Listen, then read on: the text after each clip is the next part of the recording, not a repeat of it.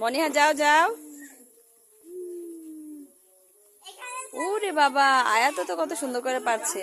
তোমরা আরেকটু কাছে যাও না, এই ফোন দিতে।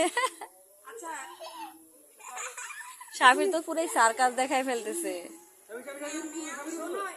মানহা সামনে চলে আস। এই এই এই এই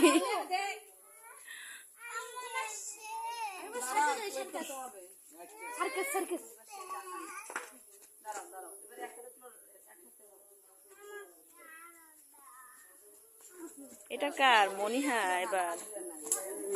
ইয়েস।